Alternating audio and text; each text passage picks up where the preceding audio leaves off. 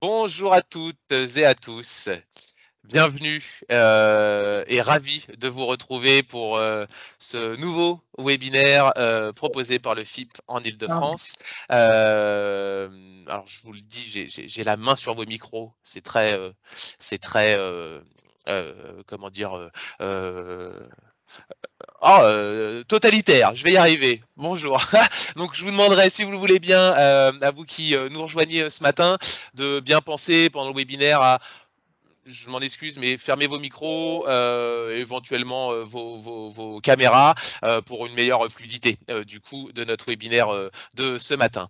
Ravi donc de vous retrouver pour ce webinaire du Handipact Île-de-France et du FIP en Île-de-France, consacré ce matin au recrutement de personnes en situation de handicap, et plus particulièrement webinaire qu'on a voulu consacrer aux différentes modalités et voies d'accès spécifiques de ces publics bénéficiaires de l'obligation d'emploi au sein de la fonction publique.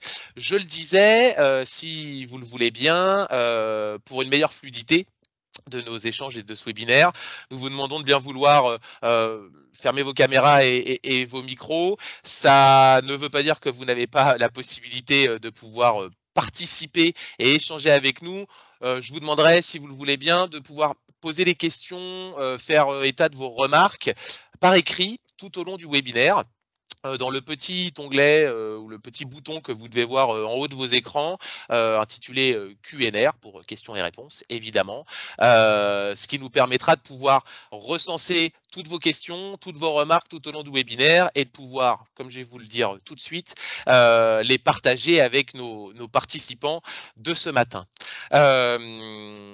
Avant que de vous présenter en bonne et due forme nos intervenants, vous rappelez que ce webinaire, on a souhaité donc ce matin pouvoir revenir avec vous sur véritablement les modalités spécifiques d'accès à la fonction publique pour les bénéficiaires de l'obligation d'emploi, et sur des aspects réglementaires, disons-le, mais aussi pouvoir voilà, profiter de retours d'expérience et partager les expériences d'employeurs publics et de partenaires dédiés à l'accompagnement des publics demandeurs d'emploi en situation de handicap. Voilà, partager avec vous des bonnes pratiques en matière de recrutement et comment utiliser également ces voies spécifiques, du coup, ces voies spécifiques d'accès à la fonction publique avec vous ce matin. Donc, n'hésitez pas à partager vos remarques et vos questions dans l'onglet Q&R. Est-ce que, notamment vous, Catherine, et vous, Thomas, vous me confirmez que vous voyez toujours bien le support? Je pense qu'il s'est effacé, hein. Je vous le remets tout de suite. Hop, parce que la moindre des choses, c'est de vous présenter et je vais le faire comme ça, si vous le voulez bien. Hop, je parlais de Thomas et de Catherine et je les remercie très officiellement tous les deux d'être présents avec nous ce matin. Bonjour à vous, Catherine, Jacques. Catherine, vous êtes conseillère handicap au sein du département de l'Essonne. Bonjour Catherine. Bonjour à tous. Et merci beaucoup pour votre participation ce matin. Bonjour également à vous, Thomas. Thomas Auvigneur, vous êtes conseiller ou chargé de mission au sein du Cap Emploi de Paris depuis quelques années maintenant. Bonjour à vous, Thomas, et merci d'être avec nous ce matin également. Bonjour. Je me permets également de vous présenter Charline Flores. Charline Flores qui a rejoint l'équipe du Handipact il y a maintenant un petit mois demain, si je dis pas de bêtises. Et Charline qui aura, je le disais en off tout à l'heure, la lourde mission de suivre et de recenser toutes vos questions, toutes vos remarques tout au long de notre webinaire, et qui donc en fin de webinaire pourra porter vos questions, porter vos remarques auprès de nos différents intervenants. Bonjour à toi aussi, Charline, et bienvenue dans l'équipe. Merci, et bonjour à tous. Bonjour. Ce webinaire, pour vous dire un peu comment nous l'avons pensé et construit, va se donner 1h30 ce matin pour revenir, comme je vous le disais, hein, sur ces différentes modalités d'accès spécifiques à l'emploi public pour les personnes reconnues bénéficiaires de l'obligation d'emploi. On commencera par, et je me permettrai d'animer cette première partie, par vous rappeler voilà, quels sont ces modalités spécifiques d'accès à la fonction publique pour les bénéficiaires de l'obligation d'emploi.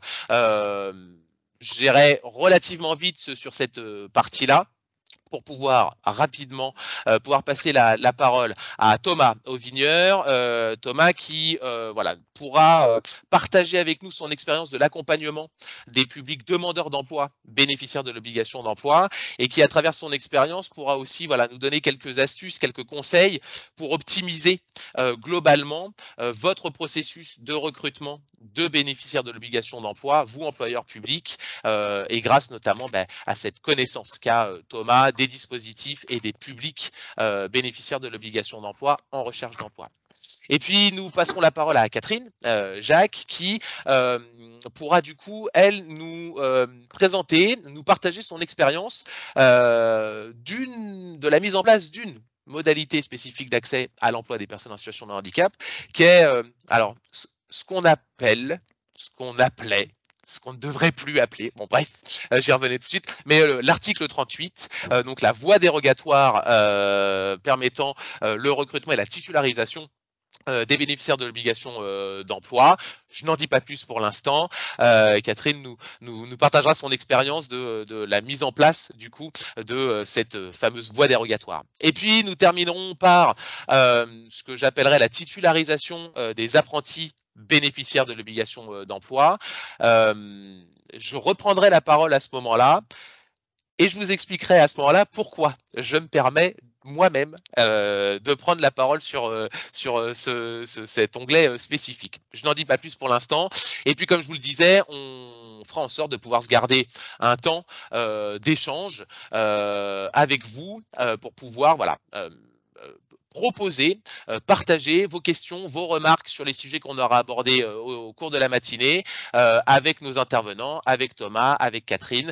Donc n'hésitez pas à poser vos questions, il n'y a pas de bonnes ou de mauvaises questions. Vous informez aussi, c'est la moindre des choses, que pour la préparation de ce webinaire, on a également bénéficié, il faut quand même lui rendre ce qui lui appartient, bénéficier du soutien et de l'apport de Carole Fréoa, qui travaille au sein du centre de gestion 77 de la Seine-et-Marne. Je crois d'ailleurs, Carole, que vous ne pouvez pas être là ce matin, mais j'ai cru vous voir apparaître quand même. Carole est en formation, pour tout vous dire. Voilà, je ferme la parenthèse, mais elle nous a largement aidé à pouvoir préparer ce webinaire. Et si j'évoque Carole notamment, c'est que si certaines questions que vous pouviez vous poser ce matin n'avaient pas de réponse immédiate ce matin, on sera fort de pouvoir les traiter par la suite, de pouvoir s'appuyer sur les experts qu'il faut. Donc n'hésitez pas, on n'aura peut-être pas réponse à toutes les questions et on vous prie de nous en excuser. Néanmoins, on se fera fort d'essayer de tenter d'y répondre par la suite. Voilà pour cette longue introduction, mais qui pose les choses. Et avant que de passer la parole à notre premier intervenant, en l'occurrence Thomas, je voulais donc revenir avec vous très rapidement sur les différentes modalités spécifiques d'accès à l'emploi public pour les bénéficiaires de l'obligation d'emploi. En réalité, vous le savez très probablement, il y a différentes possibilités d'accéder à l'emploi public. Soit d'accéder au statut de fonctionnaire, de titulaire de la fonction publique. Et pour ce faire, il n'y a pas 36 solutions, si je peux le dire comme ça. La première voie de titularisation dans la fonction publique, la première, la plus immédiate, c'est le fameux, j'allais dire sacro-saint, je ne sais pas s'il faut le dire comme ça, mais le fameux concours de la fonction publique. L'agent fonctionnaire devient et accède au statut de fonctionnaire d'abord et avant tout en passant et en réussissant le concours d'accès à la fonction publique. Je vous rappelle également qu'il y a des possibilités d'accéder au statut de fonctionnaire sans pour autant passer par le concours. C'est le cas notamment de l'accès et du recrutement direct et de la titularisation directe sans passer par le concours qui peut être possible et rendu possible pour des emplois qui relèvent de la catégorie C, sans forcément que cette spécificité-là concerne uniquement les bénéficiaires de l'obligation d'emploi. En revanche, ne concerne que les bénéficiaires de l'obligation d'emploi. Alors, ce qu'on appelle maintenant, je vais le dire comme ça, mais est rendu possible donc grâce à l'article L352-4 du Code général de la fonction publique. Aujourd'hui, dans le Code général de la fonction publique, ce fameux article indique que, et je ne vais pas aller beaucoup plus loin pour l'instant, indique que les bénéficiaires de l'obligation d'emploi peuvent être titularisés à l'issue d'une certaine période, et on va voir dans quelles conditions, et notamment Catherine va revenir là-dessus dans le menu détail, peuvent être donc titularisés sans avoir à passer le concours d'accès à la fonction publique. Accéder à l'emploi public, c'est pas nécessairement ou forcément accéder au statut de fonctionnaire, si je peux le dire comme ça. Nombreux parmi vous sont ceux qui recrutent aussi des candidats sur des postes de contractuels, donc par la voie de la contractualisation. Pour ce faire, donc peuvent accéder à l'emploi public des personnes en CDD, en CDI, par le biais de contrats aidés. Je vais y revenir juste après, parce que là aussi des spécificités pour les BOE existent, tout comme par le biais du contrat d'apprentissage, et là aussi on reviendra sur les spécificités propres à l'accès et à l'accueil de bénéficiaires de l'obligation d'emploi, mais également par le biais de l'intérim, voire relativement depuis récemment, par la mise en place de contrats de vacataires et de contrats de projet. J'en dirai pas plus ce matin, puisque ce qui nous intéresse désormais, c'est quand même de rentrer sur ces spécificités offertes aux bénéficiaires de l'obligation d'emploi. Je fais rentrer les derniers inscrits et je change ma petite diapositive. D'abord, le recrutement par concours. Vous le savez, je ne m'étends pas beaucoup plus là-dessus. Plusieurs concours, disons, existent, hein, le concours externe, le concours interne, voire même le troisième concours. Je ne reviens pas plus dans le détail hein, sur le principe même du concours d'accès à la fonction publique. Si ce n'est pour vous rappeler quand même, ça fait jamais de mal, vous rappeler que dans le cas spécifique des bénéficiaires de l'obligation d'emploi, l'accès au concours de la fonction publique est rendu possible sans aucune limite d'âge. L'âge ne peut pas être opposé comme l'impossibilité de pouvoir accéder au concours pour les personnes bénéficiaires de l'obligation d'emploi. Donc, aucune limite d'âge.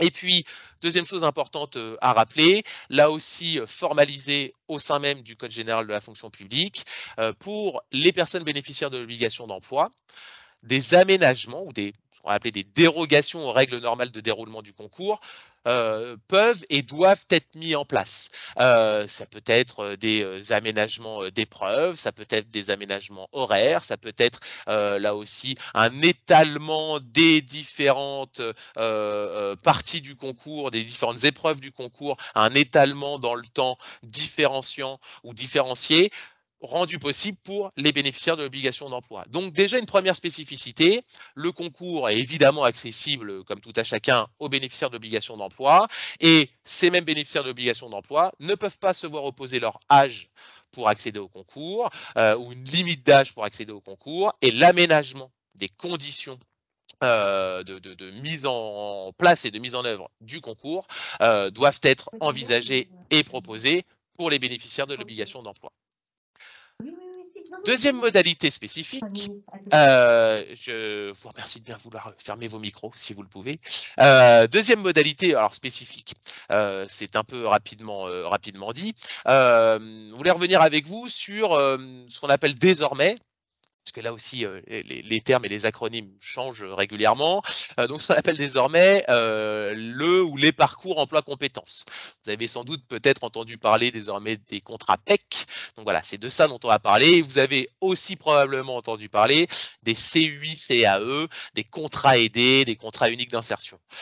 Aujourd'hui, on va parler de parcours emploi-compétences, hein, c'est comme ça que ces contrats s'intitulent, et j'allais dire, m'en voulez pas, et sous le contrôle de Thomas notamment, mais peu importe l'intitulé et l'acronyme, le principe de ces contrats reste globalement les mêmes, à savoir, ces contrats aidés, pour le dire d'un mot, sont des contrats de travail, hein, souvent sous la forme de CDD, mais peut-être également de CDI, ça peut être possible.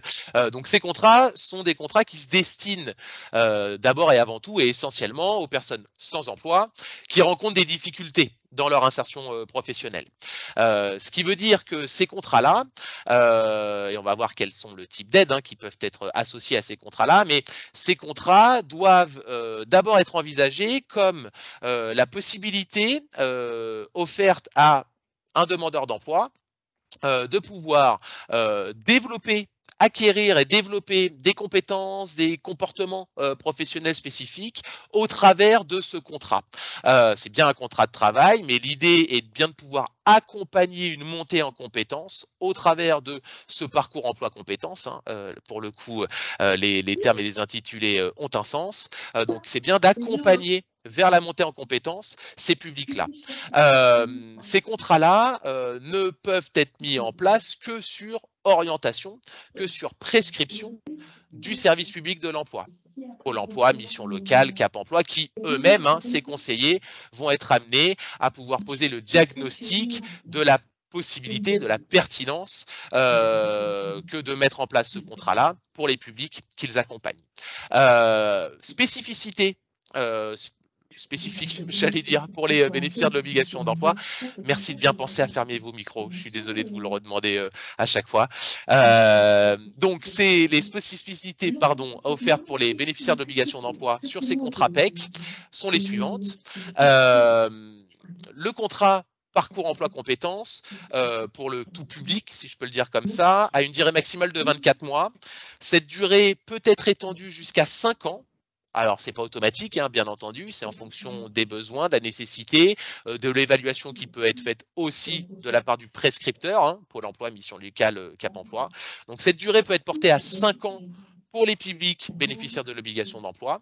Et on parle de contrat aidé. En l'occurrence, ce contrat est aidé financièrement par l'État, par une prise en charge partielle de la rémunération qui est proposée aux bénéficiaires de ce contrat-là. Donc, l'aide à l'insertion professionnelle, cette aide au contrat, elle est portée à 60% du SMIC horaire pour les bénéficiaires de l'obligation d'emploi, voire même 65% pour ces mêmes bénéficiaires de l'obligation d'emploi. Ces mêmes bénéficiaires de l'obligation d'emploi lorsqu'ils ont moins de 35 ans. Donc là encore, des spécificités pour les publics BOE, publics qui nous intéressent particulièrement ce matin. Enfin, et je vais aller plus rapidement sur ces deux dernières parties, puisqu'on va y revenir dans le menu détail durant la suite de notre webinaire. Mais je le disais tout à l'heure, la voie dérogatoire, je suis désolé, je jongle avec les différents micros. Voilà. La voie dérogatoire, le fameux article 352-4, ce que vous avez peut-être encore l'habitude d'appeler l'article 38, l'article 27 en fonction de votre versant. Je vous ai juste remis là, voilà, la substance même de l'article du Code général de la fonction publique qui nous dit la chose suivante. Les bénéficiaires de l'obligation d'emploi, évidemment, c'est pas comme ça que c'est écrit dans l'article de loi, ce serait trop simple, mais retenons donc que les bénéficiaires de l'obligation d'emploi peuvent être recrutés en qualité d'agents contractuels sur des emplois de catégorie A, B ou C, pas forcément catégorie C, mais toutes les catégories sont ouvertes à ce type de contrat, pendant une période correspondant à la durée de stage prévue par le statut particulier, du coup, dans lequel elles ont vocation à être titularisées. Le contrat peut être renouvelé, sa durée ne peut excéder celle fixée initialement, et ce qu'il faut retenir, du coup, me semble-t-il, de cet article du Code général de la fonction publique, c'est que, au terme de ce dit contrat, son bénéficiaire est titularisé, sous réserve qu'il remplisse les conditions de santé particulières, le cas échéant, exigées pour l'exercice de la fonction. Je vous ai fait un rapide extrait de l'article, puisqu'on verra qu'il n'y a pas que ça qui est sous-entendu ou précisé, même très clairement, par l'article et les décrets d'application. Je n'en dis pas plus pour l'instant.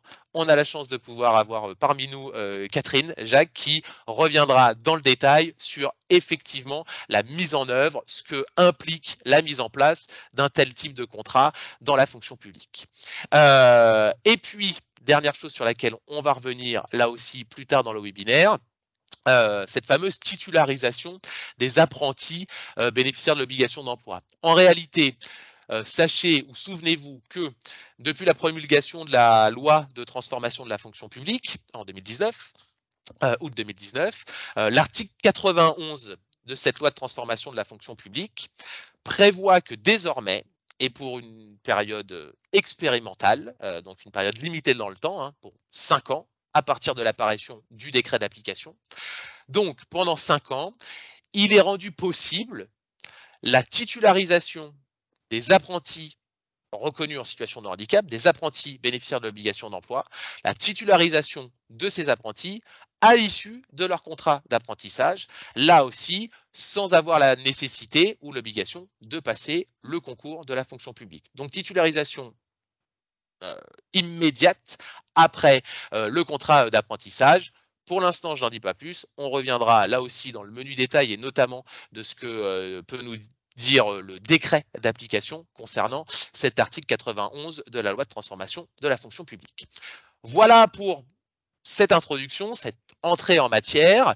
Je le disais tout à l'heure dans le programme, il nous semblait important ce matin de pouvoir revenir avec vous, oui, sur ces modalités pratico-pratiques, presque techniques et réglementaires, hein, d'accès à la fonction publique pour les bénéficiaires de l'obligation d'emploi, mais pour prendre presque un peu de hauteur, on souhaitait profiter de l'intervention de Cap Emploi et représenté ce matin par Thomas Auvigneur pour voilà, réfléchir avec vous ou reposer avec vous les jalons de la bonne optimisation de votre processus de recrutement de bénéficiaires de l'obligation d'emploi. C'est pourquoi j'accueille du coup Thomas Auvigneur et encore une fois merci beaucoup d'être présent avec nous Thomas ce matin. Je vous laisse la parole tout de suite. Comment répondre à cette question pas si simple finalement, à comment optimiser son recrutement de bénéficiaires de l'obligation d'emploi? Je vous laisse la parole Thomas. Bon, je suis titulaire d'un DEA de droit privé, l'équivalent d'un Master 2, et j'ai une expérience professionnelle de 21 ans. J'ai travaillé à la direction générale de la NPE de l'époque, puis après j'ai été responsable insertion et handicap à l'INSERM en 2003. Et depuis près de 18 ans, je travaille au Cap Emploi de Paris en tant que chargé de mission. Et là, spécifiquement dans le secteur de la fonction publique. Et je vais vous expliquer comment optimiser son processus de recrutement de bénéficiaires de l'obligation d'emploi par l'exposé de 4 images, 4 photographies, une par une. La première, il s'agit du duo de l'Élysée que j'ai organisé avec le personnel de l'Élysée. Bon, j'ai eu la chance de mettre en contact Stéphane Houdet, un champion de paralympisme, triple champion paralympisme en fauteuil roulant au tennis. Bon, donc ça prouve qu'il y a des hauts profils, des hauts potentiels, des hauts diplômés, puisque en plus, non seulement c'est un grand sportif, porte-parole, il a porté le drapeau aux Jeux Olympiques de Tokyo, mais en plus, c'est un ancien vétérinaire, il a fait Sciences Po, officier de la Légion d'honneur. Bon, c'est pas forcément représentatif de l'ensemble des travailleurs handicapés, mais ça montre qu'il existe des hauts profils également. Parmi les travailleurs handicapés, j'en ai croisé beaucoup au cours de ma carrière, des exemples de vie. De même, à l'INSERM en 2003, quand j'ai commencé ma carrière, un des premiers travailleurs handicapés que j'ai rencontré, c'était un ingénieur de recherche haut diplômé qui faisait de la recherche sur la mucoviscidose. Et lui-même était atteint de mucoviscidose. C'est pour vous dire la motivation qu'il pouvait avoir. Je me souviens très bien qu'il me disait, Monsieur Auvigneur, je travaille nuit et jour. Après, il y a des non-voyants, enfin, il ne faut pas généraliser non plus, mais beaucoup de diplômés, de hauts diplômés parmi les non-voyants.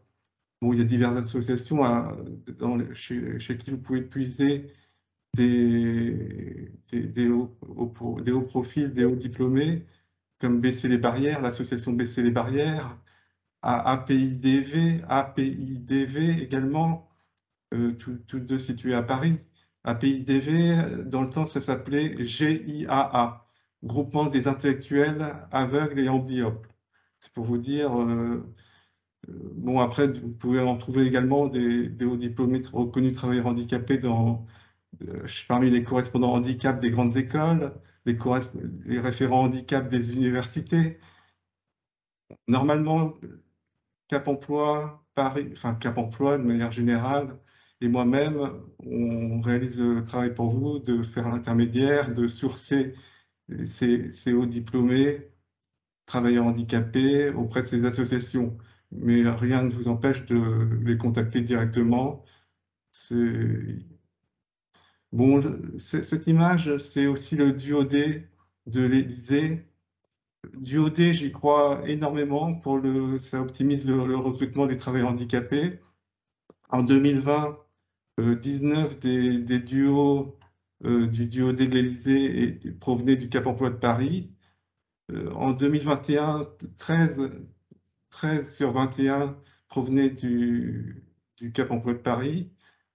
Et cette année, j'en ai envoyé déjà 17 qui sont validés et il m'en reste 3, j'espère cet après-midi à trouver, pour faire 20 duos à l'Élysée du Cap Emploi de Paris.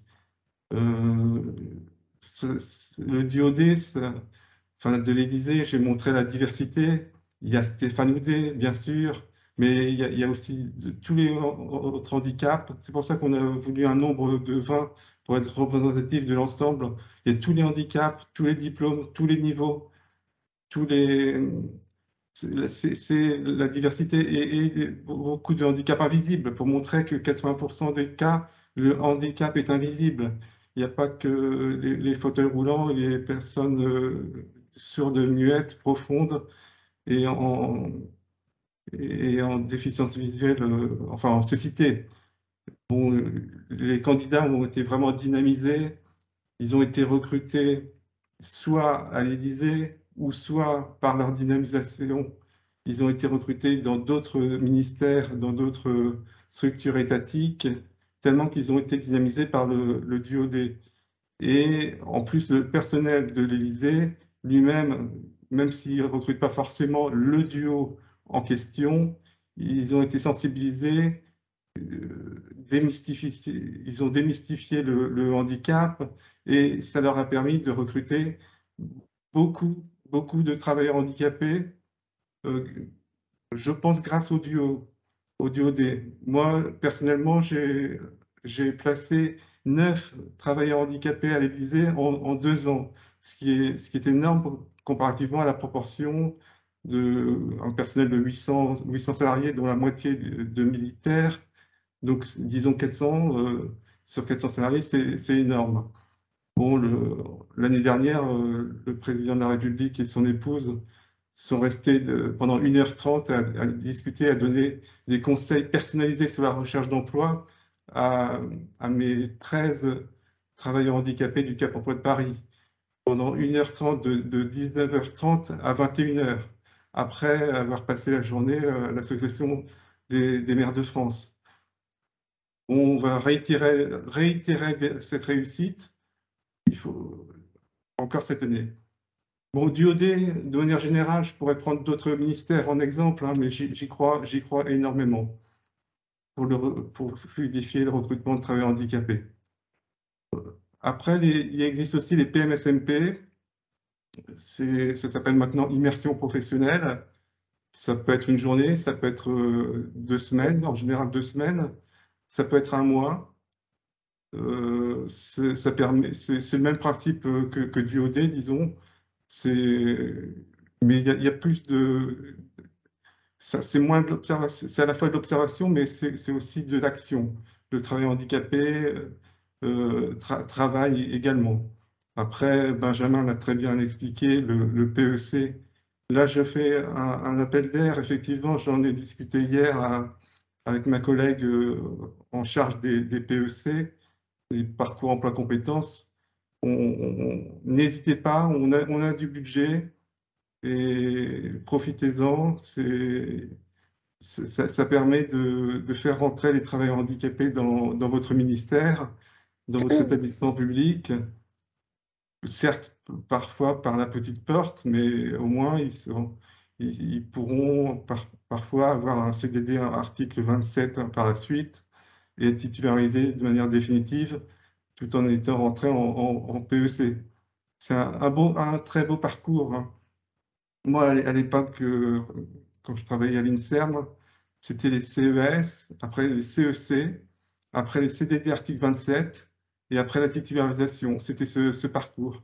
Donc, c'est un éternel recommencement. Maintenant, c'est les PEC, c'est toujours le même principe, hein, dont la mairie de Paris, par exemple, elle puise énormément ses CDD article 27, article 38, pardon, parce que c'est la fonction publique territoriale. Elle puise énormément ses CDD handicap parmi les PEC, parcours emploi compétences. Donc c'est un bon moyen de tremplin pour mettre un pied dans une structure étatique.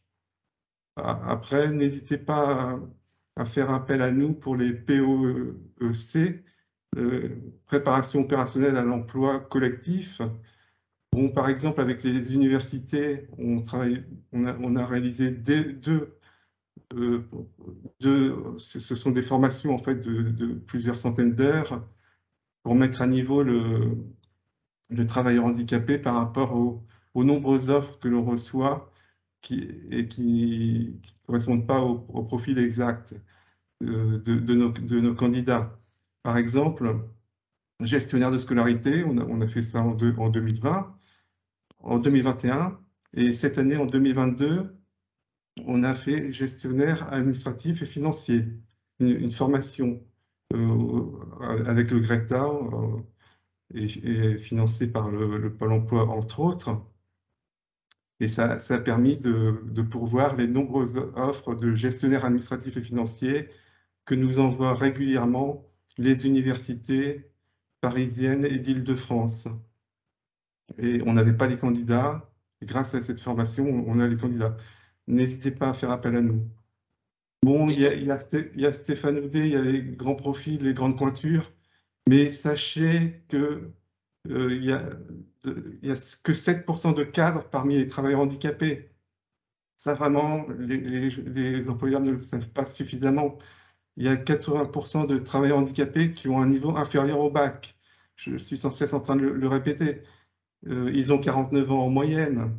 La plupart de nos candidats recherchent, en ce qui concerne l'administratif en tout cas, c'est des agents d'accueil et administratifs d'accueil.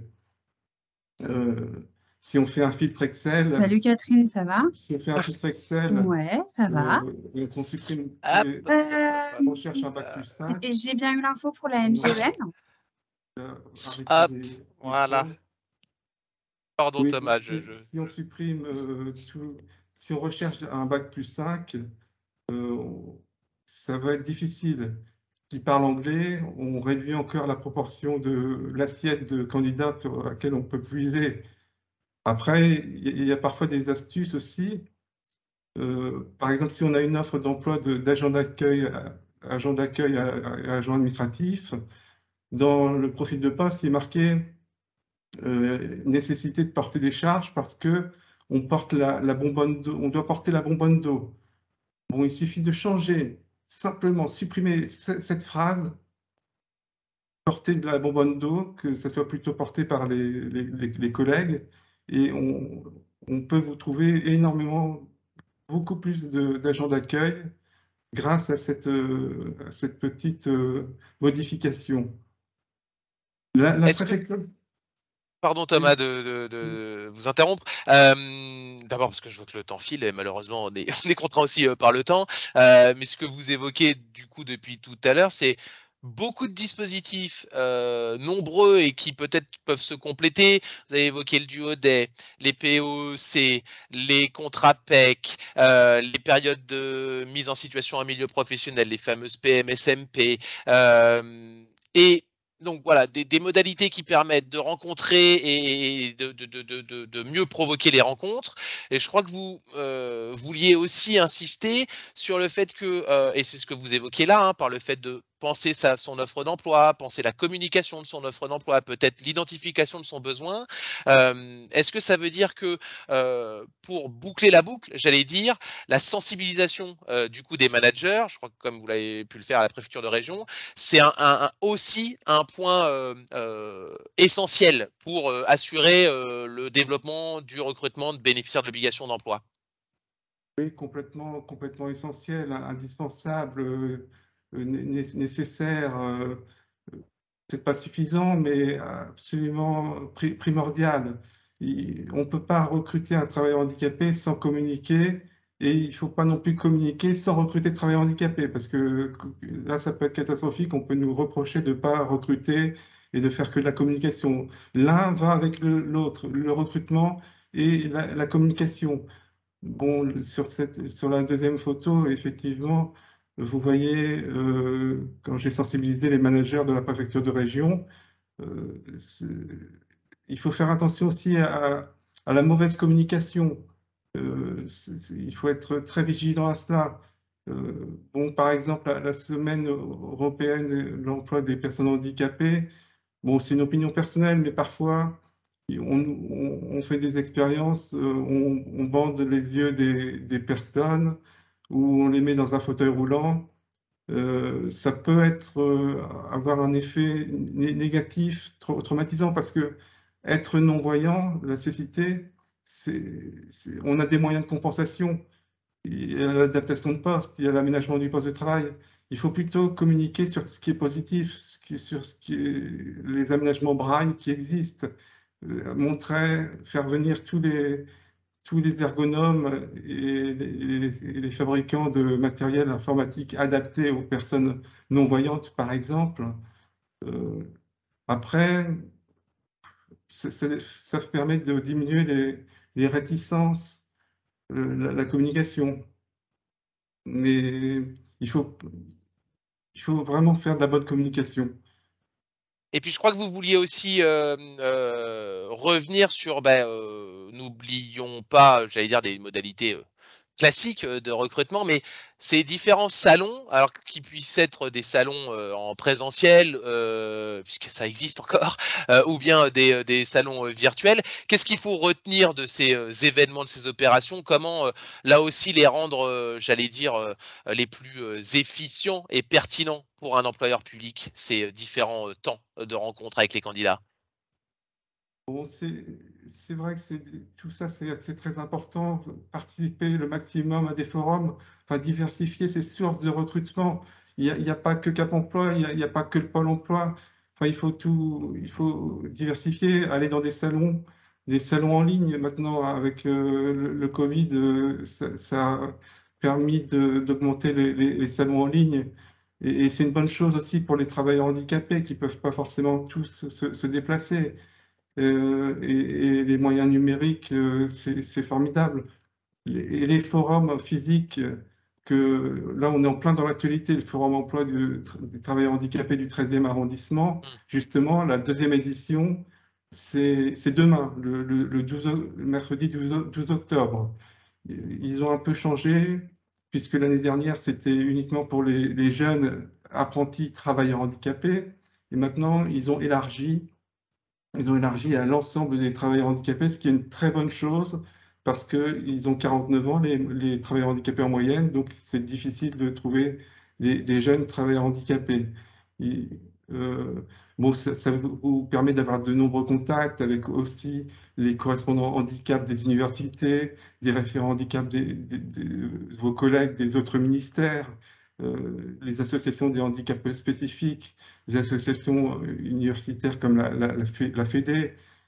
Bon, après, il faut être vigilant, et là, j'appuie là-dessus. Il faut faire du contrôle de référence. Il ne faut pas avoir le coup de foudre forcément sur un candidat. Je vais vous raconter un exemple. Un candidat qui était en phase d'élaboration de projet, enfin, on évaluait simplement son aptitude à travailler. Il a réussi à aller dans un salon. Nous, on ne le positionne pas sur les offres d'emploi parce qu'il n'est pas en phase de recherche d'emploi active.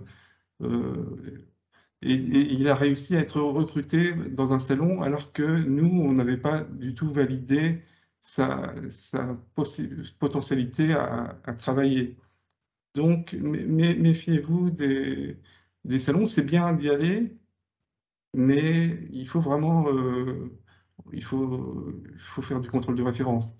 Après, c'est très bien pour rencontrer aussi d'autres référents handicap, pour sourcer des travailleurs handicapés dans divers endroits. Euh, Après, le salon en ligne, par exemple, de la direction générale de Pôle emploi que nous avons réalisé, et le Pôle emploi en a réalisé un autre encore avec la direction générale de l'administration de la fonction publique, la DGAFP, il y a moins d'un an. Ce sont des bonnes réussites avec la fonction publique. Ça leur permet de recruter de nombreux travailleurs handicapés au profil et de sourcer les hauts diplômés travailleurs handicapés qui sont si rares et si difficiles à attraper, parce qu'il en existe des hauts diplômés travailleurs handicapés, mais ils ne se déclarent pas. Enfin, soit ils n'ont pas du tout de reconnaissance qualité de travailleur handicapé, ou soit, je pense majoritairement, ils possèdent une reconnaissance qualité de travailleur handicapé, mais ils le disent très rarement aux employeurs. Et donc ça, il faut savoir les attirer. Et par les salons en ligne, c'est un des bons moyens de les attirer, ou bien directement par des ministères prestigieux. Je pense que le ministère des Affaires étrangères, le ministère de l'Économie et des Finances, les services du Premier ministre, quand ils diffusent un avis de recrutement handicap, ils arrivent à attirer des hauts profils qui sont connus de nulle part ailleurs, ils se déclarent, ils postulent que pour ces avis de recrutement handicap. D'ailleurs, vive les CDD handicap, vive le CDD article 27 et 38, vive la contractualisation, la voie contractuelle, titularisation sans concours. Vraiment, ça permet d'attirer les hauts profils. Et, Merci pour cette magnifique transition. Franchement, c'est parfait. Et je reprends vos termes, hein, Thomas. Vive, du coup, je savais pas qu'on allait dire ça ce matin. Vive l'article 38 et vive l'article 27 et vive l'article 91. Et surtout, et merci pour un peu de sérieux aussi, mais avec le sourire, je souscris parfaitement à ce que vous venez d'évoquer, Thomas. Oui, c'est aussi ces spécificités-là qui permettent peut-être d'attirer des profils différents. Et alors, merci pour ces rappels de l'ensemble et de la diversité des modalités de rencontre et de contractualisation dans l'emploi public avec les bénéficiaires de l'obligation d'emploi. Le duo-day, les périodes opérationnelles en emploi, les PMSMP, les contrats PEC, vive l'article 28, l'article 27, pardon, l'article 38, bref. Donc toutes ces possibilités-là.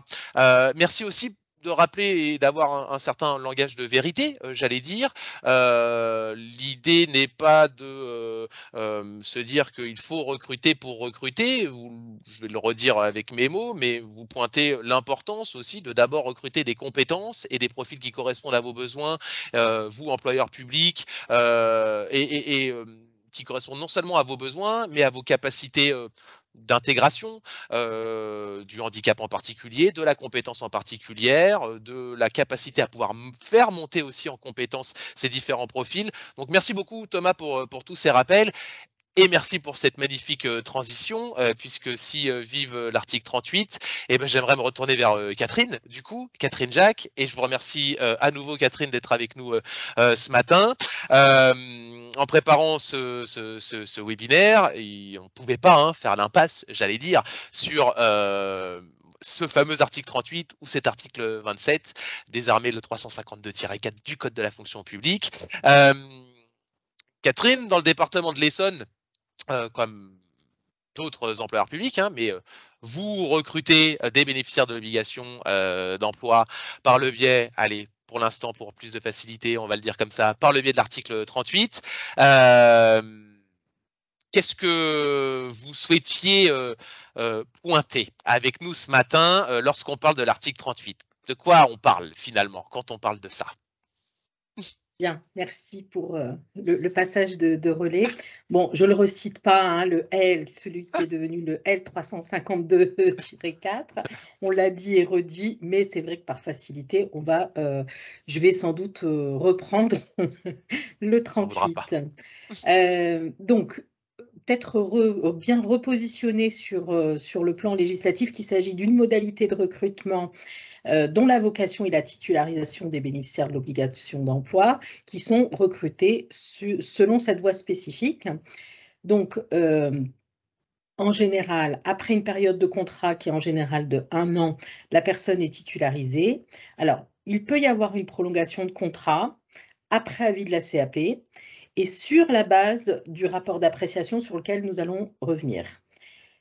Concernant la non-titularisation, elle est très exceptionnelle car elle est complètement contraire à l'objectif initial de ce mode de recrutement, qui est bien la titularisation à l'issue du contrat. Et dans l'hypothèse d'une non-titularisation, la collectivité aurait à démontrer que l'insertion professionnelle sur le poste n'a pas été possible en dépit de mesures d'accompagnement et d'adaptation de poste mises en œuvre. Donc, sur la slide suivante, merci.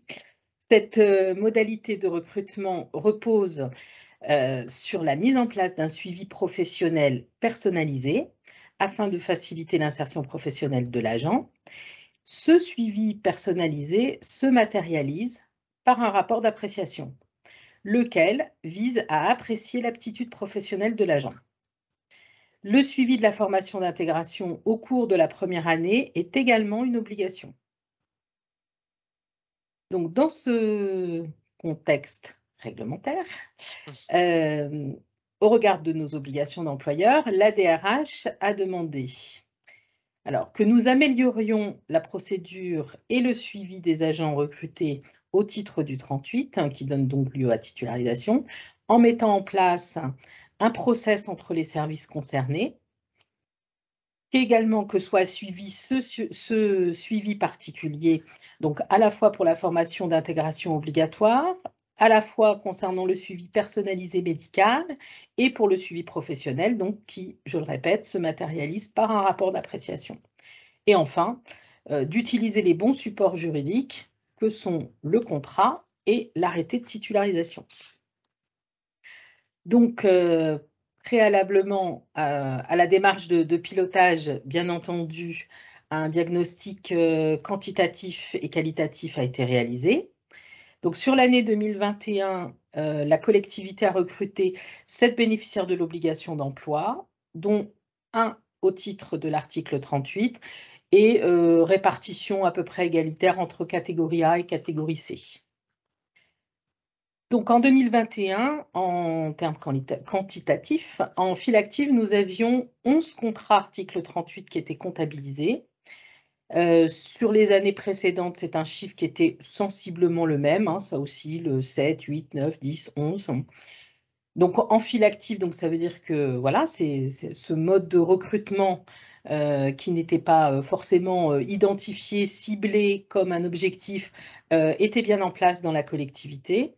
Alors, la première difficulté sur le quantitatif, hein, ça a été en fait de fiabiliser la requête informatique, car tout bêtement, cette information de l'article 38, elle pouvait être renseignée dans différents champs dans le logiciel RH, sans qu'il y ait forcément d'harmonisation entre les différents gestionnaires.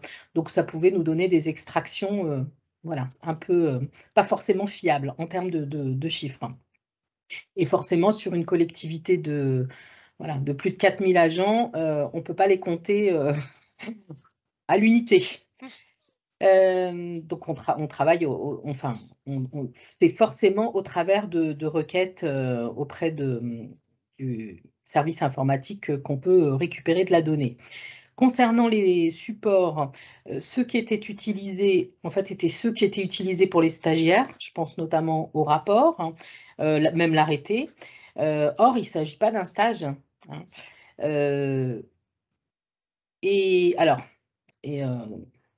Plus ennuyeux, on a constaté que plusieurs agents recrutés au titre du 38 n'avaient pas bénéficié de visite médicale ni auprès du médecin agréé, ni auprès du médecin du travail. Donc, s'en est suivi donc, une étude individuelle des parcours de ces articles 38 et cette analyse individuelle nous a permis de comprendre ces manquements en termes de visite médicale puisque, en fait, il s'agissait pour beaucoup d'agents qui avaient été recrutés en contrat PEC. Donc, des agents déjà connus de la collectivité, déjà saisis dans le logiciel, déjà créés, rémunérés, et du coup, pas du tout gérés comme étant des nouveaux recrutés. Donc, la partie visite médicale, surtout s'il n'y avait pas de besoin, de demande, de quoi que ce soit, passait complètement, complètement à l'as.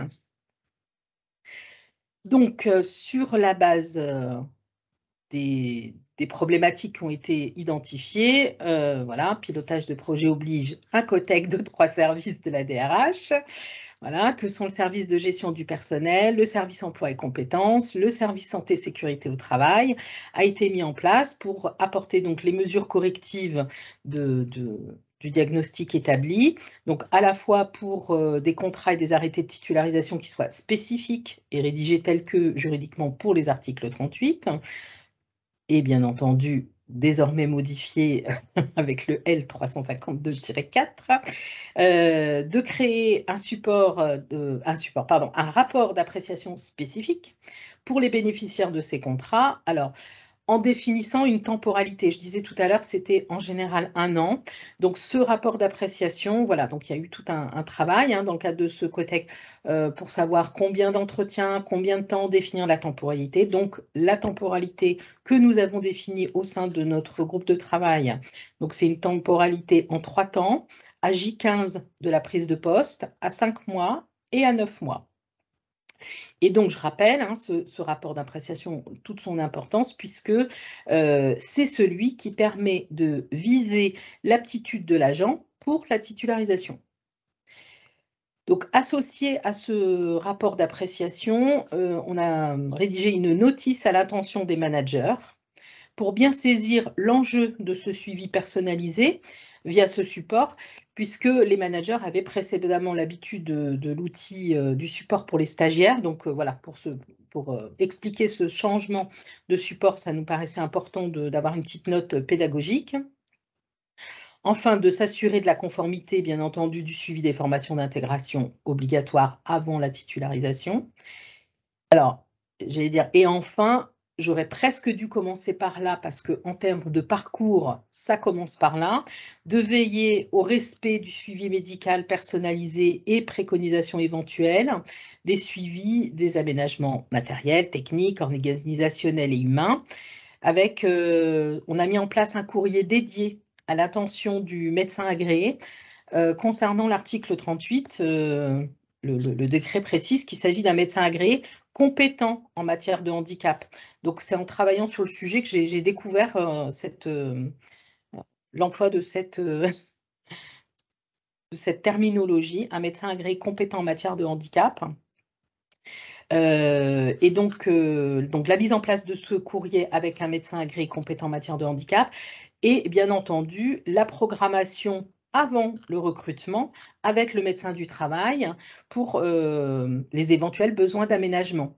Il ne faut pas attendre que l'agent exprime un besoin, une difficulté ou que le manager rencontre ou constate une difficulté. Ce sont des visites médicales qui doivent avoir lieu avant la prise de poste, afin de mettre en place les mesures nécessaires. Donc, s'il n'y en a pas besoin, il n'y en a pas besoin, mais ça a été acté. Pour conclure, je vais rejoindre des choses qui ont déjà été dites précédemment, on va dire que ça fera le lien. C'est vrai que c'est un mode de recrutement qui est pratiqué depuis de nombreuses années. Bon, on va dire au sein de la collectivité qui n'a pas donné qui n'a pas posé de problème particulier. On peut donc interpréter ça comme un signal ou un indicateur positif de ce mode de recrutement. Alors, le travail donc de diagnostic là, sur l'analyse des situations individuelles lors de l'état des lieux nous a permis aussi de vérifier l'importance de l'utilisation de ces supports. Parce que sur l'une des situations, par exemple, Clairement, proposer un article 38, c'était sans doute pas la bonne solution. Donc c'était, pour un agent qui avait fait un parcours en contre-APEC. Alors d'une part parce que concernant le contexte et l'environnement managérial, il n'y avait pas de N+1. Donc ça veut dire pas de disponibilité du supérieur hiérarchique pour accompagner, comme je disais tout à l'heure, cette première année de contrat. Et d'autre part, il s'agissait d'une création de poste. Donc ça faisait quand même deux facteurs qui pouvaient mettre en difficulté l'agent et la collectivité, hein, puisqu'on s'était engagé sur un 38. Et puis l'autre situation qui a été repérée comme, voilà, comme ayant rencontré des difficultés, là, c'est l'intérêt de l'utilisation du rapport d'appréciation et surtout de cette temporalité qui a été définie. C'est d'ailleurs aussi en travaillant sur cette situation, hein, que du coup on a défini cette temporalité-là. Elle aurait sans doute permis de mettre en place des mesures d'accompagnement et d'appui renforcé pour l'agent. Alors bon, voilà, les choses qui avaient été évoquées, c'était par exemple du tutorat ou des fiches de procédure. Voilà. Donc, tout ça pour rappeler et dire que ces supports-là, qui sont donc des obligations posées par le législateur, ils ont quand même aussi vocation à sécuriser la personne dans son parcours et sécuriser aussi l'employeur par rapport à ses obligations. Voilà. Et puis, un tout dernier mot pour dire que voilà, ce travail de coordination entre les services autour du 38, la mise en place de ce process de coordination qui n'était donc inexistant jusqu'à présent, pourrait permettre d'accroître ce mode de recrutement, même si voilà, il y en a déjà beaucoup, mais on peut faire mieux. Que c'est un vrai levier de recrutement, hein, comme le disait mon collègue intervenant du Cap Emploi de Paris, et c'est aussi un facteur de fidélisation, hein, des agents de la fonction publique, quelle qu'elle soit. Voilà. Merci pour votre attention. Merci beaucoup à vous, Catherine, de ces précisions. Et sous votre contrôle, je retiendrai deux choses importantes, enfin, me semble-t-il. La première, c'est que cet article-là, et ce que nous propose le cadre posé par le législateur, c'est certes, d'une part, des obligations. Voilà, faire de l'article 38, c'est s'engager dans une voie spécifique, particulière, avec un cadre et des obligations particulières d'accompagnement, de suivi renforcé, de formation, etc., etc. Enfin, comme vous l'avez si bien rappelé. Et le corollaire, c'est que c'est s'engager dans une voie avec des obligations, mais qui a le mérite de cadrer, de formaliser et finalement d'aider à l'accompagnement, j'allais dire, de ce parcours-là vers la pérennisation. Est-ce que vous êtes d'accord avec ça? Ça marche sur deux jambes. On s'engage et donc il est important probablement en tant qu'employeur de bien se poser la question de pourquoi m'engager sur cette voie de l'article 38. Et je me permets de commencer à répondre à ça, notamment, vous l'avez évoqué juste à l'instant, hein, c'est peut-être aussi une possibilité que d'améliorer et l'attractivité et surtout la pérennisation en emploi de ces publics-là, hein, au sein de la fonction publique, quel que soit le versant. Donc, oui, on s'engage, on sait pourquoi on y va, et en y allant, finalement, je vais aller très vite et je le caricature, je m'en excuse, mais il n'y a plus qu'à faire comme on nous indique de le faire, si j'ose dire. Est-ce que vous êtes d'accord avec ça, Catherine? Complètement. C'est-à-dire Ouais. que, j'allais dire, presque tout a été mâché en termes de cadre et le manager, voilà, lui, il a ses compétences managériales, donc voilà, il va accompagner et puis rappeler aussi que tous les agents recrutés au titre du 38 n'ont pas forcément de besoins spécifiques, hein. C'est juste un cadre sécurisant qui permet de conduire ce parcours professionnel jusqu'à la titularisation et l'intégration dans la fonction publique.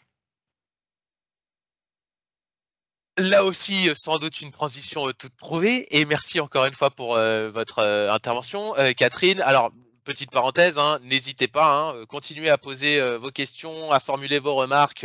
Catherine et Thomas sont encore avec nous jusqu'à 11 h, donc on aura tout à fait la possibilité de pouvoir partager et évoquer les questions que vous auriez avec eux. Mais donc, je disais, transition toute trouvée parce que on souhaitait également ce matin revenir sur cette fameuse expérimentation rendu possible par l'article 91 de la loi de transformation de la fonction publique, donc l'expérimentation de la titularisation des apprentis bénéficiaires de l'obligation d'emploi à l'issue de leur contrat d'apprentissage.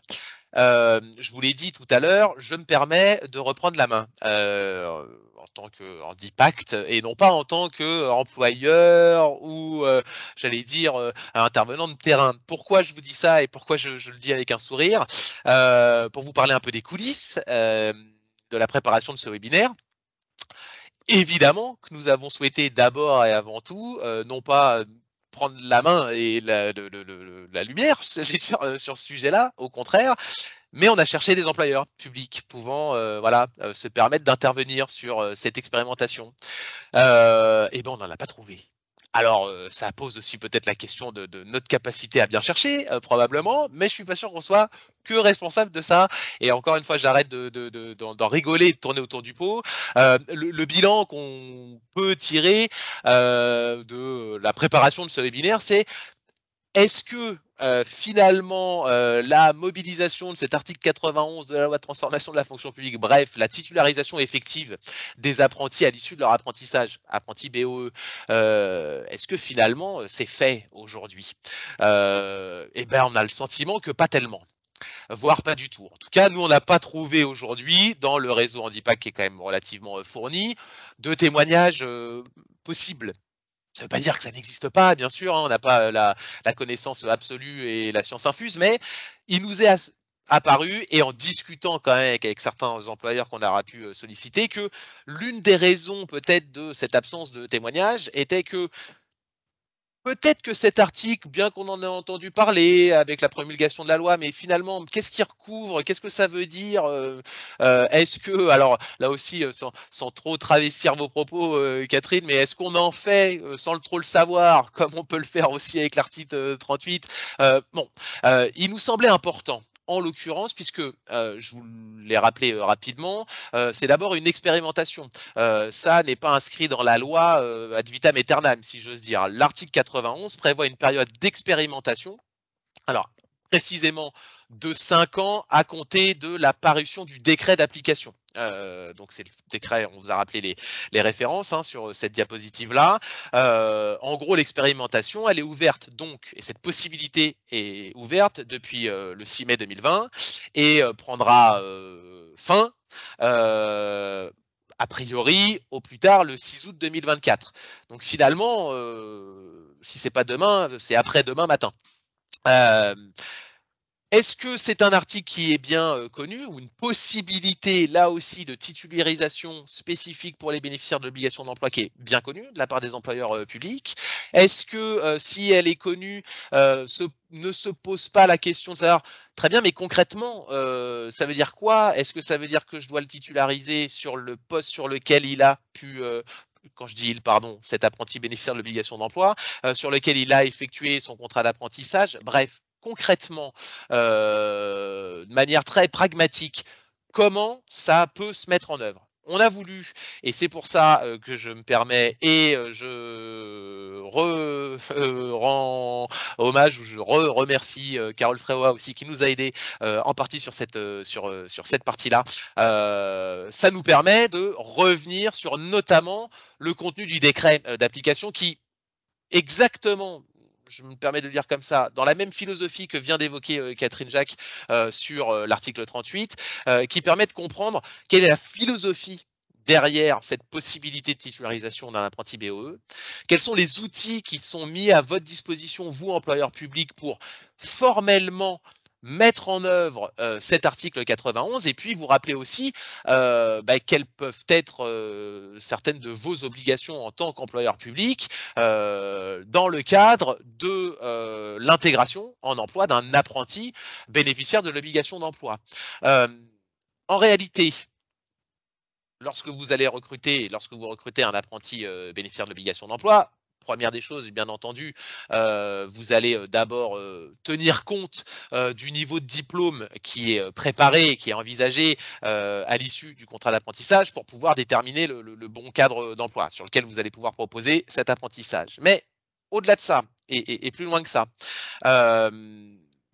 depuis la promulgation de la loi de transformation de la fonction publique et depuis la parution du décret en 2020, donc du coup, je vous le rappelle, lorsque vous, employeur public, intégrez et recrutez un apprenti bénéficiaire de l'obligation d'emploi, sachez que cet apprenti a la possibilité, la loi lui permet, hein, de déposer sa candidature à la titularisation, d'accord, dès le démarrage de son contrat d'apprentissage. Et le corollaire de cette possibilité-là est qu'il est fait obligation auprès de l'employeur que d'informer par tout moyen possible l'apprenti BOE de cette possibilité de titularisation à l'issue de son contrat d'apprentissage, par l'autorité administrative, via le maître d'apprentissage, par tout moyen. L'employeur doit pouvoir informer l'apprenti BOE qui vient d'être recruté, et voire même avant même, hein, parfois même son intégration effective, de cette possibilité rendue effective par l'article 91 de la loi transformation, que de pouvoir candidater à la titularisation, une titularisation au sein de la structure qu'il intègre. Il peut le demander dès le début, si j'ose dire, ou faire acte de candidature. Il peut faire acte de candidature tout au long de son contrat d'apprentissage et au plus tard jusqu'à 3 mois avant la fin du dit contrat d'apprentissage.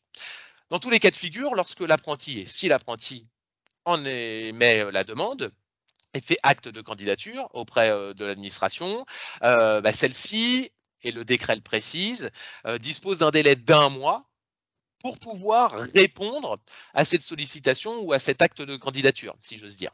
Répondre, ça veut dire soit, si elle en est en capacité, de pouvoir transmettre à l'apprenti qui a fait acte de candidature ou qui a fait montre de son intérêt, donc de pouvoir transmettre une proposition de titularisation et des offres, ou peut-être même plusieurs offres d'emploi qui correspondraient, hein, au métier, à la qualification visée. Donc, sous 1 mois, l'autorité doit pouvoir répondre à l'apprenti qui montre ou qui fait acte de sa candidature à la titularisation, si elle est en possibilité, cette administration, de pouvoir lui proposer les postes afférents. Sous 1 mois, elle doit, s'il n'y a pas de poste à pourvoir, informer l'apprenti qu'elle ne peut pas donner suite à sa demande. Il n'y a pas d'obligation, mais vous comprenez bien la philosophie et de l'article et du décret d'application. Le but du jeu est bien d'envisager l'apprentissage, et dès le démarrage, comme une voie vers la titularisation. Je reviendrai et je réutiliserai certainement le mot de pérennisation que Catherine Jacques a prononcé il y a quelques minutes également lorsqu'on parlait de l'article 38. Donc, dès que l'apprenti arrive, on doit l'informer de cette possibilité de titularisation par le biais de l'article 91. S'il fait acte de candidature, l'autorité administrative a 1 mois pour répondre à cette demande. Si le candidat souhaite candidater, si j'ose dire, ou l'apprenti souhaite candidater à sa titularisation, là aussi le décret est très précis. Il permet de cadrer et de formaliser précisément tout le processus du coup qui peut aboutir à la titularisation. D'abord, le décret précise quelle doit être la nature et la composition du dossier de candidature. Un CV, d'une page maximum, nous dit le décret. Donc un CV qui présente le parcours du candidat, les copies des titres et des diplômes d'ores et déjà obtenus, et puis également un document qui va retracer, qui va permettre de présenter la motivation du candidat. Et quand je dis un document, vous pouvez simplement aller sur le décret, vous aurez un lien sur le support, vous cliquez et vous serez sur le décret. À la fin du décret, vous avez des annexes, et dans ces annexes ont été rédigés des documents qui servent de modèle, hein. Ils ne sont pas forcément à prendre au point virgule près, mais en tout cas qui vous permettent de pouvoir outiller, là en l'occurrence le candidat, mais on le verra aussi l'administration et la commission qui va être amenée à porter avis sur la demande de candidature de l'apprenti BOE. Donc voilà, un modèle qui vous permet de pouvoir formaliser, au sens premier du terme, la motivation, le parcours du candidat. Donc n'hésitez pas à vous appuyer aussi sur ces documents-là. Toujours dans le dossier de candidature, en plus du CV, de la copie des diplômes et ce qu'on va appeler le document qui retrace la motivation, une copie j'allais dire presque ça va sans dire, mais ne l'oublions pas, du justificatif de bénéficiaire de l'obligation d'emploi, d'une RQTH, d'une AH, etc., etc. Et puis tout justificatif des activités professionnelles qui ont été exercées par la suite. Voilà de quoi doit se composer le dossier de candidature. Ce dossier de candidature, il va être transmis à la commission, puisque tout comme dans le cadre de l'article 38, il est prévu la mise en place et la composition d'une commission qui va juger, alors et c'est là aussi le terme qu'a utilisé Catherine Jacques juste avant, qui va juger de l'aptitude du candidat. On parle bien d'aptitude professionnelle, on va juger de la compétence, du bon profil, j'allais dire professionnel. On ne parle pas d'aptitude au sens aptitude médicale, bien entendu. Cette commission qui doit donc être mise en place se voit transmis le dossier de candidature, plus un bilan sur la période qui a été effectuée pendant cet apprentissage, généralement qui va être ce bilan-là renseigné et alimenté par le maître d'apprentissage, évidemment. Donc tous ces éléments-là sont portés à la connaissance de la commission, commission va pouvoir statuer sur la pertinence que de pouvoir aller vers la titularisation ou pas de l'apprenti qui en fait la demande. Là aussi, sur la composition même de la commission, le décret est relativement très précis. Cette commission, elle doit être composée de l'autorité administrative, du représentant de l'administration concernée, d'une personne jugée compétente en matière d'insertion professionnelle et de maintien dans l'emploi des personnes en situation de handicap. Typiquement, les représentants de votre mission handicap, de vos référents handicap. Ça peut être pour des collectivités qui peuvent être affiliées à certains centres de gestion. Je vais me permettre de prendre l'exemple du centre de gestion de la Seine-et-Marne, par exemple. Sachez que le CDG du 77 vous propose de tenir à disposition ses propres ressources. En l'occurrence, Carole Fréoa peut participer à la demande de l'administration concernée, peut participer à cette fameuse commission pour pouvoir prendre à sa charge cette responsabilité que de personnes compétentes en matière d'insertion professionnelle et de maintien dans l'emploi, des BOE. Et puis, dans la commission, doivent être présentes un ou des représentants du service des ressources humaines, recrutement notamment. La présidence, elle est assurée par l'autorité administrative et, encore une fois, cette commission a pour but d'évaluer du coup la candidature à la titularisation de l'apprenti bénéficiaire de l'obligation d'emploi. Concrètement, là aussi le décret est très précis. Une audition du candidat doit être mise en place. Cette audition, elle va permettre du coup d'apprécier sa candidature. La commission va prendre connaissance des éléments du dossier de candidature. Elle va prendre connaissance de la remontée qui aura pu être faite de la part du maître d'apprentissage ou du manager qui a pu accompagner cet apprentissage pour savoir comment s'est passée effectivement cette période-là. Et puis, il y aura une audition du candidat. Là aussi, les choses sont assez précisément formalisées par le décret d'application. Le décret prévoit une audition qui dure quasiment 1 heure, répartie de la manière suivante. Une dizaine de minutes en début d'audition, dizaine de minutes pendant lesquelles le candidat va pouvoir présenter son parcours, sa motivation et les raisons pour lesquelles il souhaite effectivement viser cette titularisation.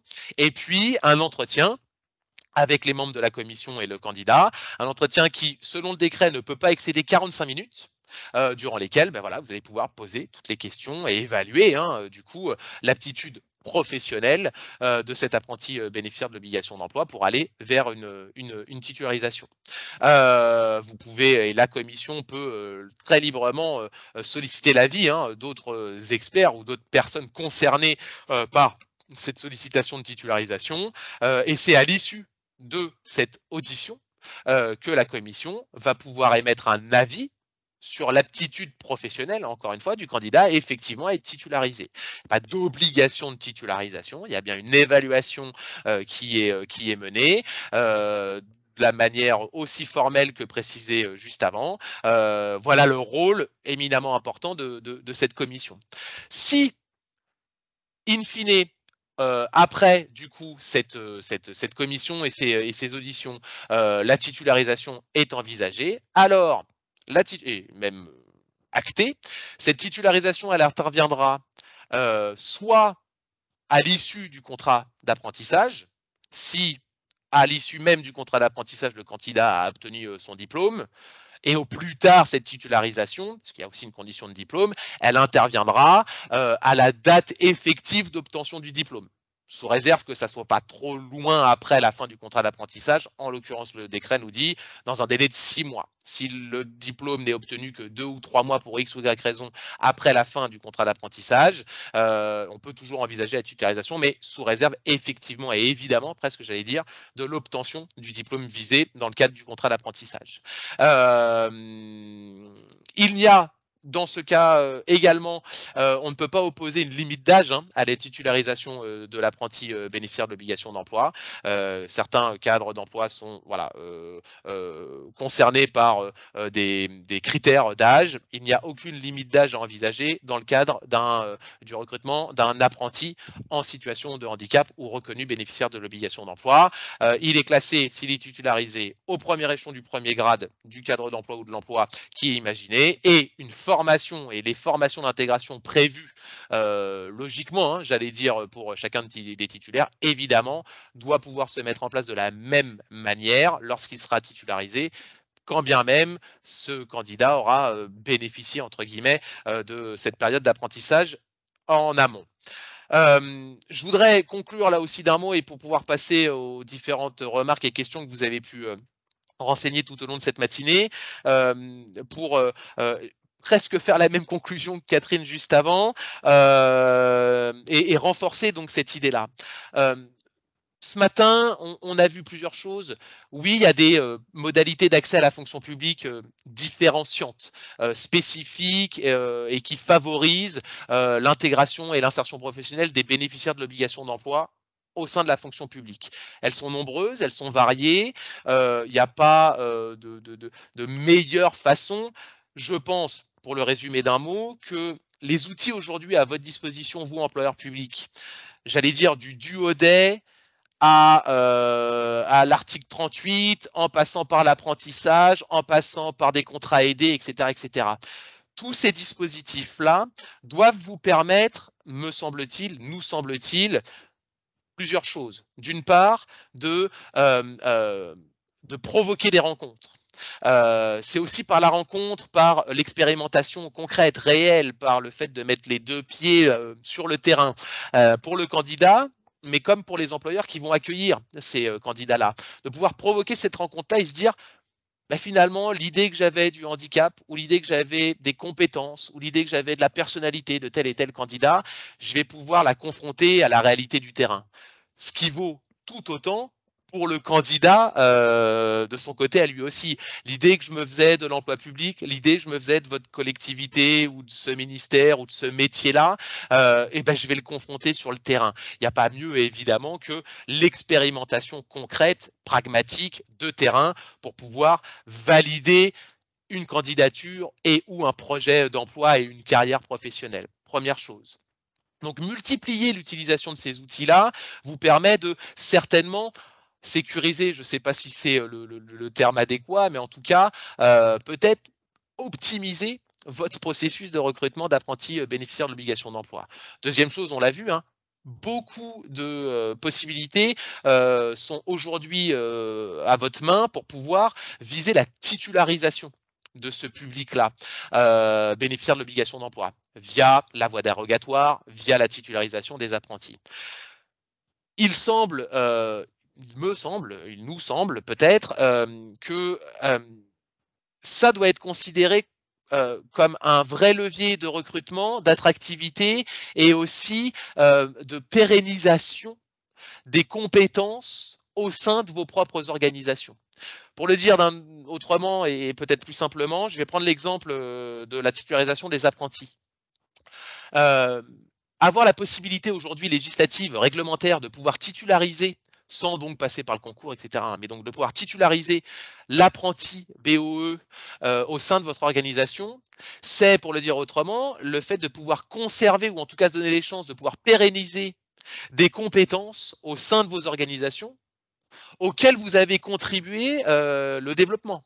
cette phrase n'est pas très très française. Vous avez-vous investi du temps, de l'énergie, de la compétence, de l'intelligence à faire monter en compétence ce fameux apprenti? Vous avez développé de la compétence. Peut-être qu'il est parfois pertinent de mettre en place tout ce qu'il est possible de mettre en place pour pouvoir conserver ces compétences-là. Et je vais même aller plus loin, dans ce cas de l'apprentissage, de faire de l'apprentissage, allez, j'allais dire, ce qui doit être en premier lieu, à savoir presque un outil de gestion prévisionnelle des emplois et des compétences. Comment assurer le renouvellement des compétences spécifiques au sein de vos organisations, qu'elles soient techniques, qu'elles soient oui, techniques dans tous les sens du terme, manuel et intellectuel. Vous contribuez à développer ces compétences. Vous investissez. Donnez-vous les moyens de pouvoir conserver du coup ces compétences au sein de vos propres organisations et probablement qu'en informant, en accompagnant, en mettant en place les différents temps qu'a rappelé Catherine, que je vous ai rappelé aussi dans le cadre de la titularisation des apprentis, de pouvoir assurer l'intégration non seulement à l'instant T, mais peut-être dans le long cours et au long cours, la bonne intégration de ces compétences-là, compétences qui vous sont utiles à vous, employeurs publics. Voilà ce qu'on voulait partager avec vous ce matin sur cette thématique du recrutement et des voies d'accès spécifiques à la fonction publique. Je crois que pour beaucoup d'entre vous, il y a eu des réactions, des questions. Charline, du coup, est-ce que voilà, qu'est-ce qui ressort des différents échanges écrits sur Oui. les onglets? Alors, différentes questions qui ont été posées. Déjà, donc, on a parlé donc, du recrutement par concours et donc des dérogations possibles pour les BOE, dès lors qu'il y a un certificat médical qui est produit, enfin établi par un médecin agréé. Et il y a une question qui demande des précisions concernant l'adaptation des épreuves au concours. La procédure médicale applicable, est-ce qu'on a quelques éléments de détails complémentaires à apporter par rapport à ça?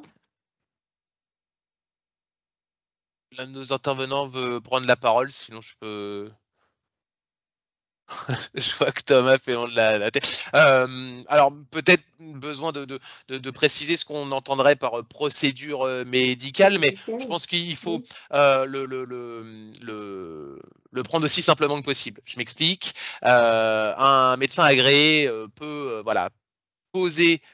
Pardon, je vois qu'il y a d'autres questions qui arrivent en même temps, peut poser et préconiser les aménagements nécessaires justement en fonction de l'état de santé du candidat au concours, poser ces aménagements. Alors, du coup, la procédure, elle est la suivante, hein. Il faut qu'il y ait un délai raisonnable, et de mémoire, je crois que c'est idéalement sous un mois avant la tenue du concours, pour pouvoir soumettre ces besoins d'aménagement. Néanmoins, ça ne veut pas dire que les candidats ne peuvent pas vous faire part de ces besoins d'aménagement dans un délai plus court. Il me semble que les textes prévoient qu'il est attendu un délai raisonnable pour communiquer ses besoins d'aménagement à l'autorité qui organise le concours. Les aménagements classiquement qu'on va retrouver dans les concours sont les aménagements horaires, le tiers-temps, par exemple, supplémentaire, hein, qui pourrait être nécessité. Ça peut être des aménagements techniques. J'entends par aménagement technique, technique et humain, parfois la mobilisation d'une aide humaine à la prise de notes, par exemple. Ça peut être également des aménagements, alors que je vais appeler organisationnels, c'est peut-être pas le bon terme là non plus, mais si ces aménagements peuvent être réalisés, hein, encore une fois, la possibilité qui pourrait être offerte que de prévoir un temps minimal ou suffisant entre la tenue de 2 épreuves, sous couvert, encore une fois, de la préconisation du médecin agréé qui aura été sollicité. Donc, retenez simplement un délai qui doit être raisonnable hein, pour solliciter ces demandes d'aménagement et des préconisations portées par un médecin agréé. La liste des médecins agréés est facilement trouvable. Je ne suis pas sûr que ce soit très français, ça non plus, sur les sites des différents, notamment voilà, Légifrance, service public, surtout .fr. N'hésitez pas. Donc voilà, suivez les préconisations des médecins agréés. Merci Benjamin. Alors, du coup, on a d'autres questions aussi. Alors, est-ce qu'il existe une liste des forums spécialisés handicap en Île-de-France? Donc, Thomas, vous évoquez les salons en ligne, comme le salon de Pôle emploi, de la DGAFP. Est-ce que vous auriez une liste éventuellement ou des conseils à apporter? Non, on les reçoit régulièrement au fur et à mesure, comme là par exemple la semaine dernière, Hello Handicap, j'ai reçu ça, c'est un forum en ligne. Bon, il faut contacter le Cap Emploi, être en contact, être en relation avec le Cap Emploi afin qu'ils vous préviennent, les personnes qui sont dans ma mailing list, les 500 candidats dans ma mailing list sont prévenus, par exemple. D'accord. Mais on le sait au fil de l'eau, en fait. Ouais. Merci. Alors ensuite, pour mobiliser une POEC, donc la question c'est est-ce qu'il faut avoir au préalable identifié plusieurs postes disponibles? Oui, alors, pas forcément l'employeur en question. Nous, avec les universités pour gestionnaire de scolarité et gestionnaire administratif et financier, chaque université a un seul poste à pourvoir. Mais par contre, elles se mettent à plusieurs universités. Il y a plusieurs universités qui sont dans cette POEC. D'accord. Alors ensuite, des questions plus spécifiques concernant l'article 38. Donc, je pense que c'est plutôt Catherine. Donc, l'article 38 donc, est accessible à toute la fonction publique ou réservé uniquement à la territoriale? Alors, l'article 38, c'est pour la fonction publique territoriale. Benjamin, sous votre contrôle, le 24 pour l'État. Et pour l'hospitalière, je ne saurais pas répondre. Et donc, de toute façon, pour aujourd'hui, actuellement, la référence réglementaire, il faut vraiment se référer au L352-4 du Code de la fonction publique. Je ne sais pas si ça répond. N'hésitez pas à Je réagir, pense, hein, si jamais. je pense et je me permets effectivement, vous l'avez dit, hein, Catherine, désormais, et on aura l'habitude de moins en moins utiliser le vocable article 38, article 27, etc., puisque voilà, désormais, dans le Code général de la fonction publique, et donc comme son nom l'indique, quel que soit le versant concerné par la fonction publique, cet article-là vaut pour tous les versants. Donc la possibilité de titulariser après une année, en règle générale, j'allais dire de stagiairisation, mais je mets plein de guillemets, comme vous l'avez rappelé, Catherine. Voilà, c'est offert enfin, cette possibilité est ouverte à tout agent ou pour l'instant personnel contractuel recruté dans n'importe quel versant de la fonction publique. Oui. Autre question toujours concernant l'article 38. Comment publiez-vous le poste? C'est la question qui est posée. Alors, en fait, à ma connaissance, il n'y a pas de règle sur la publication du poste. L'employeur peut communiquer sur sa publication de poste en indiquant que ce poste est ouvert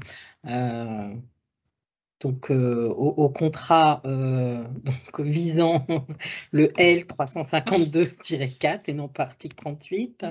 Voilà. Pour ce qui nous concerne, nos offres d'emploi sont publiées en indiquant que ces postes sont ouverts aux bénéficiaires de l'obligation d'emploi. L'article 38 n'est pas visé. D'accord. Alors, des questions ensuite plus spécifiques concernant donc les apprentis. Pour la titularisation d'un apprenti BOE, qu'est-ce qui se passe si l'administration n'a pas de poste de titulaire à proposer dans les délais fixés? Et la question, c'est est-ce que cela signifie qu'il faut identifier des postes en amont? Je vais me permettre d'intervenir là-dessus parce que je vais répondre presque à côté, mais c'est assumé. Je m'explique. Est-ce qu'il est Ah, je vous dis presque à côté. Est-ce qu'il est pertinent finalement de recruter un apprenti pour lequel on n'envisagerait pas une titularisation? Je vais y répondre comme ça. Et en le disant comme... Je sais, oh là là, je sais, je vous choque. Pourquoi je vous dis ça? Idéalement, j'ai bien conscience d'être parfois pas dans la vraie vie en vous disant ça, mais idéalement, l'apprentissage, c'est, comme je le disais tout à l'heure, la possibilité, enfin en tout cas presque d'abord l'obligation de vous investir dans la montée en compétences d'un candidat. Je le rappelle, là aussi, j'aurais peut-être dû le ressouligner tout à l'heure, vous n'allez pas recruter un candidat qui a le diplôme visé à l'issue de l'apprentissage. Non, le but de l'apprentissage, c'est bien pour lui d'aller vers cette nouvelle compétence. Donc, vous investissez du temps, de l'énergie, de la connaissance. Je vais être un peu rapide, mais si vous investissez pour que la compétence parte au bout d'un an, alors, il y a presque une vraie belle volonté que d'avoir participé à cette montée en compétences, mais soyez un peu égoïste aussi. Si vous investissez, c'est pour pouvoir bénéficier de cette compétence à l'issue. Probablement qu'au moment où les apprentis sont recrutés, il y a aussi parfois pas matériellement la visibilité. Vous n'avez pas la visibilité quant aux opportunités de poste in fine. Première chose. L'objectif de cette expérimentation n'est pas de titulariser sur le poste occupé dans le cadre de l'apprentissage. C'est de viser un métier qui correspond bien au cadre d'emploi dans lequel l'apprentissage s'effectue. Et pour aller là aussi au bout de la chose, s'il n'y a pas, comme je crois l'avoir rappelé tout à l'heure, s'il n'y a pas de possibilité au moment, en tout cas envisagé et connu de la part de l'administration que de pouvoir proposer un poste qui correspond, enfin deux titulaires qui correspondraient à la qualification qui est visée, l'autorité, l'obligation que l'autorité administrative a, c'est de répondre sous un délai d'un mois à la demande de candidature du candidat. L'obligation n'est pas de lui proposer des postes. Pour le dire plus simplement, s'il n'y a pas de possibilité, malheureusement, il faudra communiquer sous un mois l'impossibilité de pouvoir lui proposer ce poste-là. Mais j'allais dire, c'est pour ça que je me permettais d'être un peu à côté. Ça pose finalement la question même en amont. Comment je réfléchis mon recrutement d'apprentis? Pourquoi aller recruter des apprentis? Et alors, encore une fois, j'ai bien conscience d'être parfois hors sol en vous disant ça, mais je l'assume parfaitement bien. Voilà, réfléchissez vos recrutements d'apprentissage avec déjà une visée autant que possible de gestion prévisionnelle de vos emplois et de vos compétences en interne. Et juste une réaction, apparemment, enfin, la personne indique qu'elle n'a pas toujours la visibilité sur les moyens qui seront attribués. Voilà, donc c'était la réaction. Je comprends bien aussi la réalité. Pour le coup, des vrais gens dans la vraie vie, parfois ce manque de visibilité, j'en ai conscience. Peut-être une dernière question, Charline, parce que je vois que Oui. le temps file. Ouais. Alors toujours sur la titularisation des apprentis, la question c'est de savoir est-ce que ce sera au sein de la même équipe et est-ce qu'il sera titularisé sur la base de ses diplômes avant la validation de son diplôme d'apprentissage? Alors, je crois comprendre. Alors, au sein de la même équipe, pas forcément. Oui, c'est une possibilité, mais comme on l'a dit, pas forcément. Là aussi, je réponds presque par une pirouette, mais comme vous le savez, le titulaire de la fonction publique n'est pas titulaire de son poste ou de son métier. Il est titulaire de sa fonction. Donc voilà, on va bien être sur cette équivalence-là, mais si la possibilité de titularisation est dans une Non, autre on peut pas structure, agrandir. une autre structure ou une autre, ou une autre, non pas fonction, mais un autre métier, un autre poste, c'est tout à fait envisageable. Ensuite, j'imagine que c'est la question du classement à l'échelon. J'espère ne pas vous dire de bêtises, mais a priori, le classement se fait au premier échelon du premier grade du cadre emploi qui est envisagé, tenant compte. Alors, pardon, on va le dire comme ça, la période d'apprentissage va pas contribuer à l'ancienneté, si j'ose dire. En revanche, effectivement, les expériences passées et les diplômes éventuellement obtenus avant le diplôme visé et obtenu dans le cadre de l'apprentissage peuvent être pris en compte dans la détermination de ce classement. Merci. J'espère d'abord vous dire des choses précises et avoir répondu nous autres à vos différentes questions. Il y en a probablement encore d'autres qui n'ont peut-être pas pu être traitées, Charline, où on a fait globalement le tour. On a fait globalement le tour. Ouais. Si jamais il en restait en suspens, je vous l'avais dit, hein, on se fera fort d'y répondre par la suite. On a un peu dépassé notre temps, mais le sujet était sans doute conséquent. Il me reste à vous remercier du coup. Alors d'abord à vous rappeler que évidemment vous bénéficierez du webinaire soit sur le site du Handipact Île-de-France, soit sur le site du FIPHFP. Directement dans l'onglet nos régions. Vous rappelez que le prochain webinaire organisé dans le cadre du Handipact, auquel j'aurai le plaisir de vous retrouver là aussi, sera dédié, et je vais laisser le suspense planer pendant un bon mois, dédié au lieu unique d'accueil, le LUA. Allez, un élément déjà d'information, ce lieu unique d'accueil qui est la représentation du rapprochement formel entre Pôle emploi et Cap emploi. Donc il nous semblait important de revenir sur ce rapprochement-là. Qu'est-ce que ça implique, veut dire pour vous, employeurs publics, que ce rapprochement Pôle emploi, Cap emploi? Je n'en dis pas plus pour l'instant. Je vous invite à nous rejoindre le 8 novembre pour ce prochain webinaire. Et puis, il me reste évidemment à vous remercier pour votre participation aux uns et aux autres. Vos différentes questions et remarques ont été posées. Et remercier chaleureusement Catherine, Jacques, du coup, pour et votre participation ce matin, et puis dans les jours précédents aussi, parce qu'on a bien travaillé pour préparer ça. Remercier Thomas Auvigneur, à nouveau, de sa participation à ce webinaire de ce matin. Je ne sais pas si elle a pu nous rejoindre à un moment ou à un autre, mais je le dis, je remercie également Carole Fréroy du Centre de gestion de la Seine-et-Marne d'avoir participé à la préparation de ce webinaire.